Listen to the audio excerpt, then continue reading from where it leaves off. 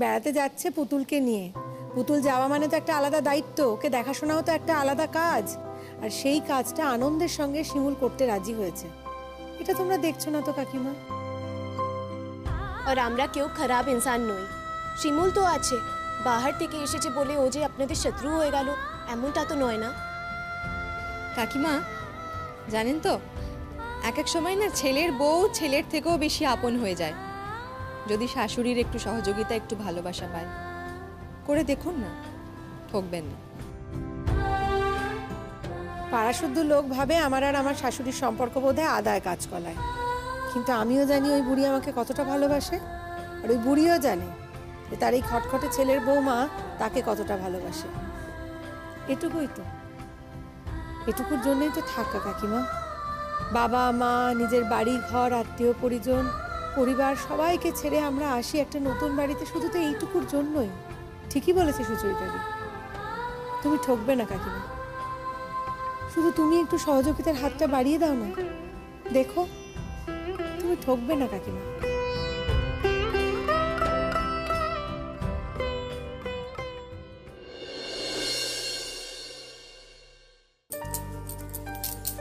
এই জামাটা নিয়ে যাব।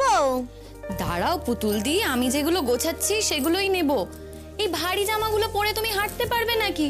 এগুলো নিতে হবে না, হালকা জামা নেবো। দাঁড়াও, দাও, ওটা গিয়ে দাও তো, ওগুলো দাও। এই শিমুল শোন, আমি না ওখানে গিয়ে সমুদ্রে স্নান করব। হ্যাঁ, সমুদ্র তো আমি কোনোদিনও দেখিনি, সামনে থেকে সমুদ্রে কোনোদিন চান করিনি। তাই তো আমি আমরা সবাই মিলে সমুদ্রে চান করবো। হ্যাঁ, খুব মজা করবো। শিমুল, ও শিমুল। হ্যাঁ কাকিমা। কি বৌদি ভাই, তোমাদের এখনো গোছগাছ হয়নি? ধর আমি হেল্প করে দিচ্ছি। ও বৌমা, তোমার ভরসাতেই কিন্তু মেয়েকে দিয়ে গেলাম। কিচ্ছু হবে না কাকিমা, আমরা তো সবাই আছি। না না, সবাইয়ের ভরসায় আমি দিচ্ছি নাকি? আমি দিয়ে গেলাম তোমার ভরসায়। মেয়ে যা বায়না শুরু করেছে, আমি তো বারবার বলছি বৌদিরা বৌদিরা যাচ্ছে, তোর যাওয়ার কি দরকার? সে কথা শোনে ও বলছে পুতুল দিয়ে যাচ্ছে, আমিও যাব। বোঝাও, কি বোঝাবে? না বাবা, কতদিন আমাদের কোনো ঘুরতে যাওয়া হয় না জানো।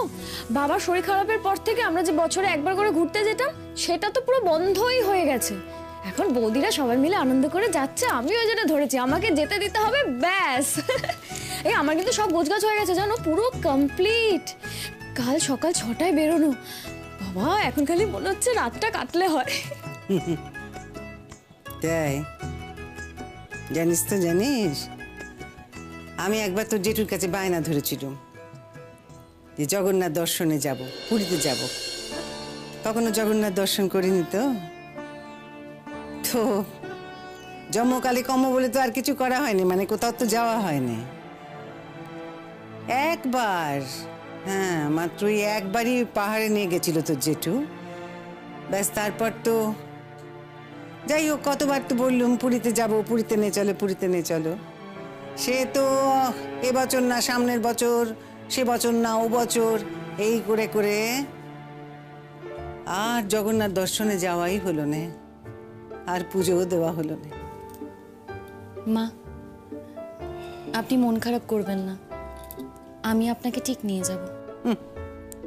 আমার কথা বাদ দাও। বলছিলাম যে এই যে মেয়েটাকে নিয়ে যাচ্ছ, দেখো আমার মেয়ে তো কশ্মিন কালেও কোথাও যায়নি না, কেউ তাকে কোথাও নিয়ে যায় না।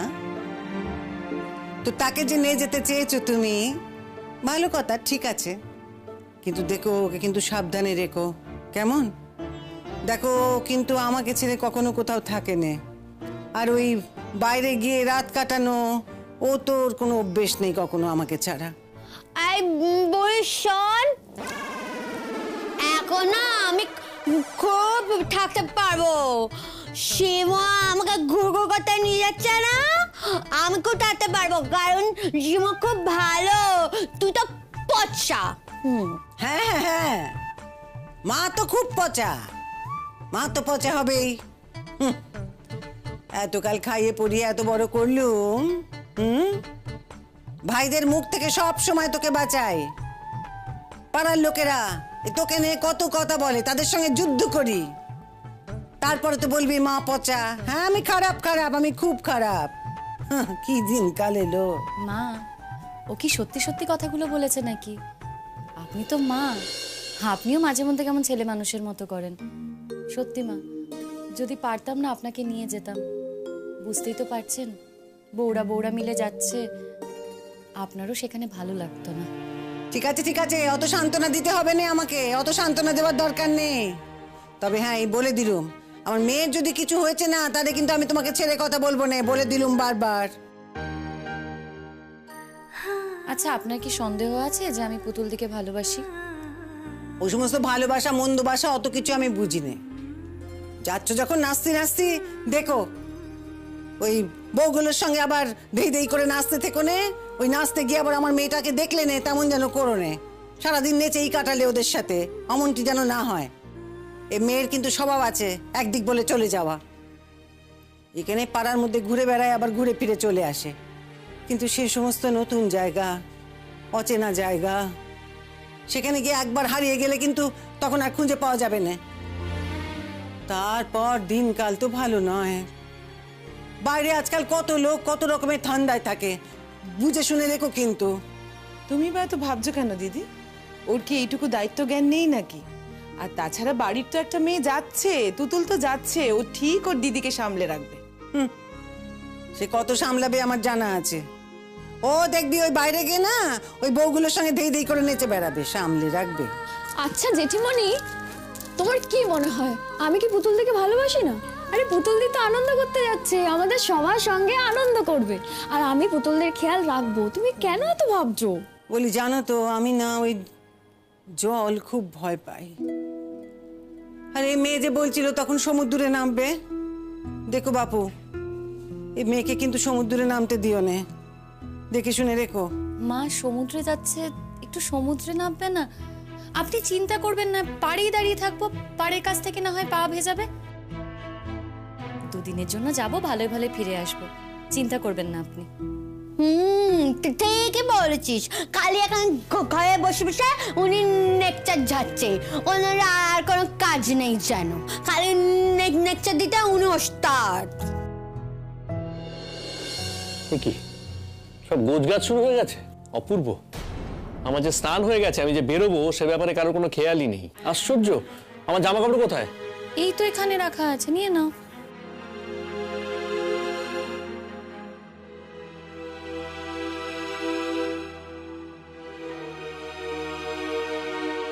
কি হ্যাঁ, এই জামাটা আমি পরে যাবো? জামাটা তো ইস্ত্রি করানি, এটা পরবো আমি? আমি তো শুনেছি এর আগে তুমি ইস্ত্রি ছাড়াই জামা পরে যেতে। মা তো বলছিল আমাকে যে এই যে ইস্ত্রি করে আমি কারেন্ট খরচা করছি, এটা নাকি বিলাসিতা, এসব তোমাদের বাড়িতে হয় না। আর তাছাড়া আমি তো জামাটা ইস্ত্রি করে দিয়েছিলাম। এক জামা বুঝি দুদিন পরতে পারবে না? না, মোটেই দুদিন পরবো না। কেন পরবো দুদিন? আগে তাও না হয় আমার বিয়ে হয়নি একটা ব্যাপার ছিল, এখন তো বাড়িতে বউ এসে গেছে, এখন একই জামা পরে দুদিন যাব কেন? পাড়ার লোকে কি বলবে? যারা দেখবে তারা বলবে কি বউ কোনো কাজ করে না, বাড়িতে সারাদিন খায় ঘুমোয় আর নাচ করে করে বেড়ায়। শোনো, ঠিক করে কথা বলো তুমি আমার সাথে। কিভাবে কথা বলবো? জামাটা ইস্ত্রি হয়নি কেন? অন্য জামা বার করে নিয়ে এসো। শোনো, তুমি না মাস মাইনে দিয়ে আমায় কাজের লোক রাখোনি, আর কাজের লোকের সাথে এরকম ব্যবহার করা যায় না। একটা জামা পছন্দ হয়নি বলো, অন্য জামা বার করে দিচ্ছি। পরা জামা আবার ইস্ত্রি করবো কি? দেখো, হ্যাঁ আমি কখন কি বলেছি না বলেছি তাই ধরে সবসময় বসে থাকে। আরে বাপু, ও কি কথা? হ্যাঁ, তোমার স্বামী তার কি পছন্দ না পছন্দ তাই নিয়ে তুমি ভাববে না? তা ভাববে না তো, তার চেয়ে ওই পাড়ার বউগুলোর কি পছন্দ সে কথা নিয়ে তুমি ভাবতে বসবে, তুমি তাদের সঙ্গে গিয়ে তাল মারবে। উফ, নতুন বিয়ে হয়ে এসেছো, কত কাণ্ড এর মধ্যে করে দিলে বাপু, কত কাণ্ড করে দিলে। ওই ইতিহাসের খাতায় না তোমার নাম একেবারে লেখা থাকবে গো। যাক, খাও ভালো, কোনো না কোনো কারণে ইতিহাসের পাতে অন্তত আমার নাম লেখা থাকবে। কিন্তু মা, আমার যেমন নাম লেখা থাকবে তেমন কিন্তু আপনাদেরও নাম লেখা থাকবে। পাড়ার মেয়েরা মিলে সবে সমুদ্র দর্শন করতে যাচ্ছে, বাড়ি থেকে এক পা বেরিয়ে একটু সমুদ্র দর্শন করতে যাব, সেই কারণে আপনারা বলছেন যে ইতিহাসের পাতায় আমার নাম লেখা থাকবে। আর এই যে কথাটা বলছেন না, এই কারণে কিন্তু আপনাদেরও ইতিহাসের পাতায় নাম লেখা থাকবে। শিমুল, অনেক বাড়াবাড়ি হয়ে গেছে, জামাটা দেবে। এই পড়া, তুই এইভাবে কথা বলছিস কেন রে? তুই তো কোনোদিন কারোর সাথে এভাবে কথা বলতিস না, এখন দেখছি শিমুলের সাথে কথা বললি তুই এইভাবে কথা বলিস কেন রে? কাকিমা প্লিজ, তুমি আর জ্ঞান দিতে এসো না প্লিজ। কি বলছিস তুই? আমি তোকে জ্ঞান দিতে এসেছি? পরাগ, আমি তোর কাকি হই, অন্যায় দেখলে দু একটা কথাও বলতে পারবো না? না পারবে না কাকিমা, পারবে না, তার কারণ আমি কোনো অন্যায় করিনি। আমার বউয়ের সবকিছু নিয়ে পাড়ার লোকের বেশি মাথা ব্যথা হয়ে গেছে দেখতে পাচ্ছি। আমার ফ্যামিলির বিষয়গুলো নিয়ে পাড়ার লোক বেশি ভাবনা চিন্তা করছে। আবার থানা পুলিশের ভয় দেখাচ্ছে, সারাক্ষণ থানা পুলিশের ভয়। আমিও দেখতে চাই এই থানা পুলিশের ভয় দেখিয়ে আমাকে জোর করে এই বিয়েটার মধ্যে কে আটকে রাখতে পারে। তাই নাকি? তো জোর করে তো তোমাকে কেউ বিয়েতে আটকে রাখতে চাইনি, আমি তো আসতে চাইনি। নিয়ে আসতে গিয়েছিলে কেন? সেটাই পাড়ার লোকেদের চাপে পড়ে। তোমার কি ধারণা শিমু, আমি তোমাকে এমনি এমনি যেচে পায়ে ধরে ওখান থেকে আনতে গেছিলাম? তুমি কার সাথে থাকবে থাকবে না সেটা বুঝি পাড়ার লোক ঠিক করে দেবে? অনেক বড় বড় কথা তোকে শুনতে হবে দাদা। তোর বউয়ের সঙ্গে তুই পারবি না সেটা সবাই জানে। এ যা জাহাবাজ মেয়ে। এই ভদ্রভাবে কথা বলো।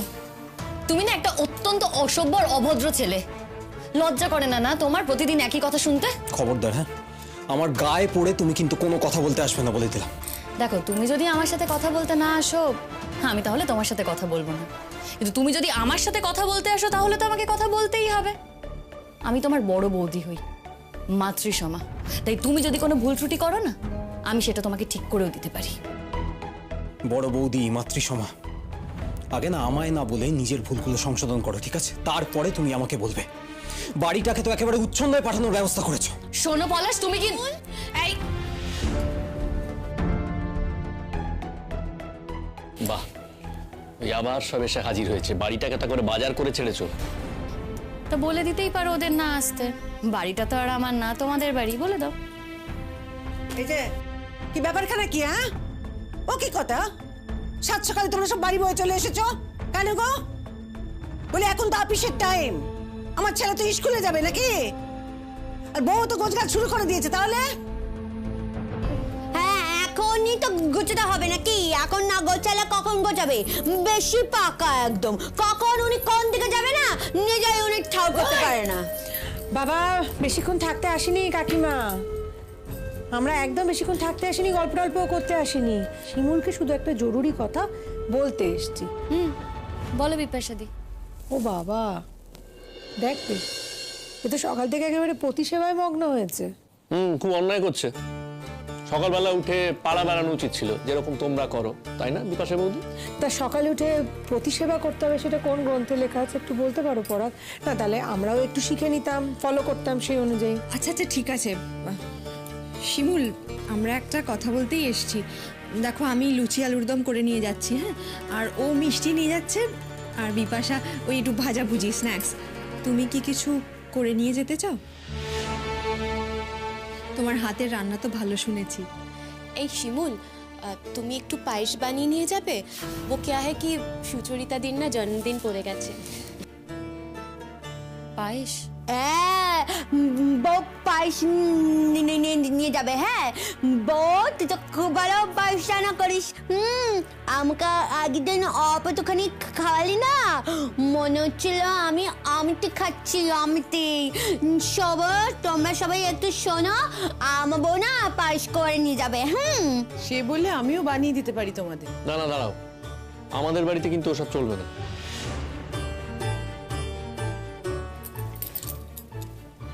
আমি পায়েস বানিয়ে নিয়ে যাব সুচরিতাদির জন্মদিনে, ওটা আমার তরফ থেকে।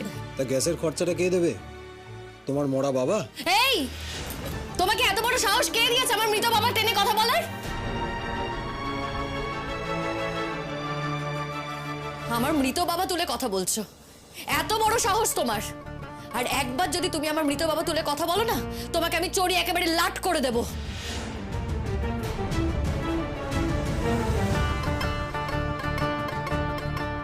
চড়াবে? কি চড়াবে তুমি? শোনো, আমি আবারও বলছি, এই যে পায়েস রান্না করবে আমাদের বাড়ির গ্যাস খরচা করে, সেই খরচাটা কে দেবে? তোমার মরা বাবা।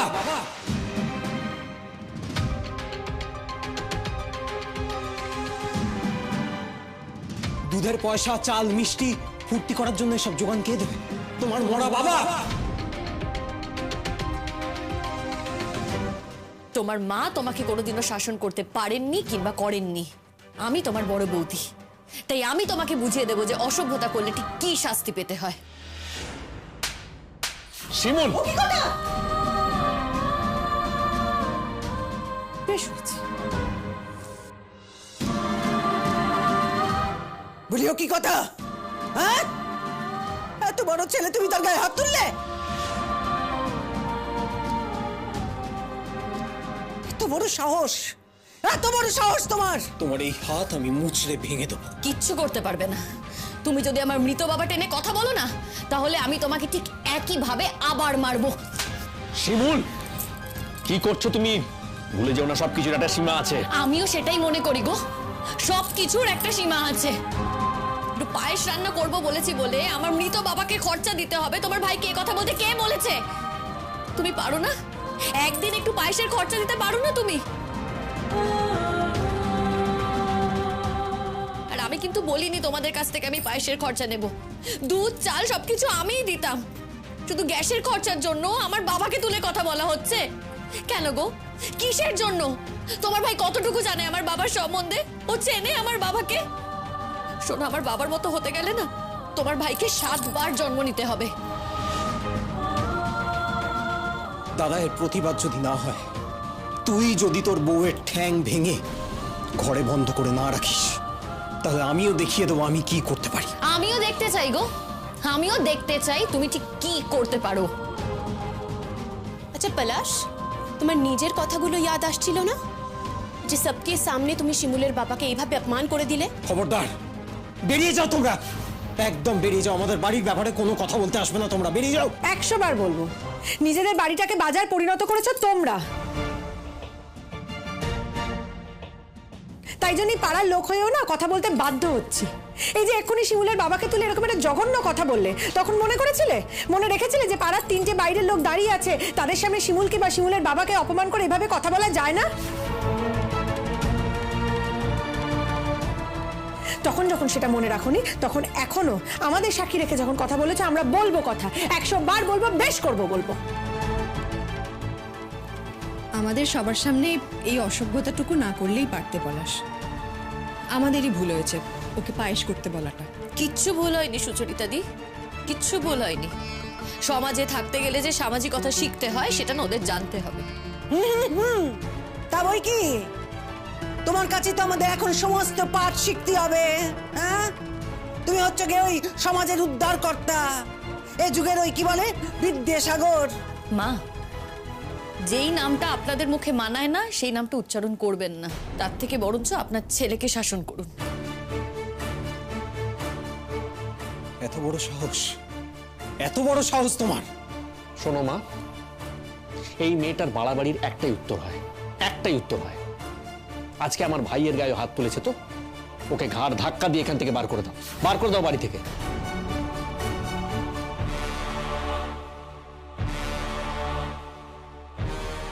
আমি দেখেই পাড়ার কে কি করতে পারে। এখন তো মনে হচ্ছে তোমাদের সামনে দিয়ে সটানোর বেরিয়ে যাওয়াই উচিত, সেটাই হবে তোমাদের মুখের উপর যোগ্য জবাব। আর এটা তো আমাদের সাক্ষী রেখেই করলে। কি ভেবেছো ওকে বাড়ি থেকে বের করে দিয়ে আবার একটা নতুন মেয়েকে নিয়ে আসবে? সেটা কিন্তু আমরা হতে দেব না পড়া। কি ব্যাপারখানা কি? তোমরা তো সব দেখছি একেবারে হাত ধুয়ে আমাদের পেছনে পড়ে গেছো গো।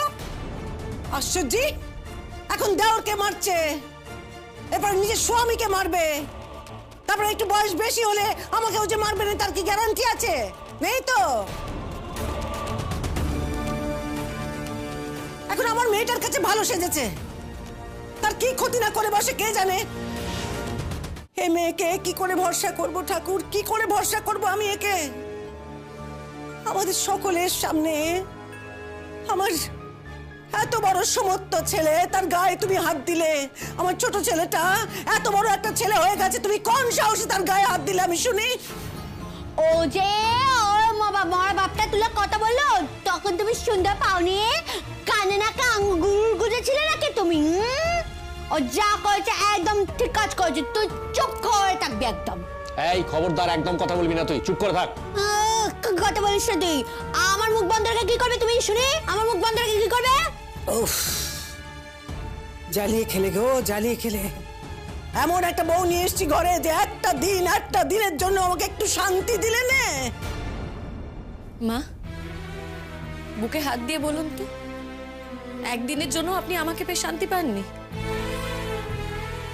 নাকি যতবারই শান্তি পেয়েছেন ততবারই নিজের কষ্টের কথা মনে পড়েছে, নিজের অশান্তির কথা মনে পড়েছে, তাই সেই সময় শান্তিটা বাদ দিয়ে সবকিছু একেবারে ছিন্ন ভিন্ন করে দিয়েছেন?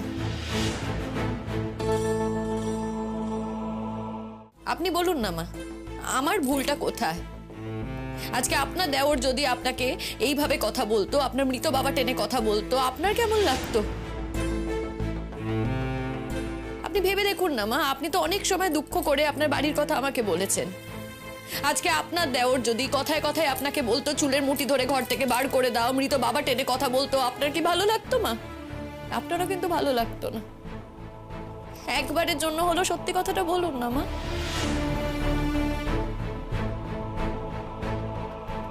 বুকের ভেতর থেকে যা আসে সেটা বলুন।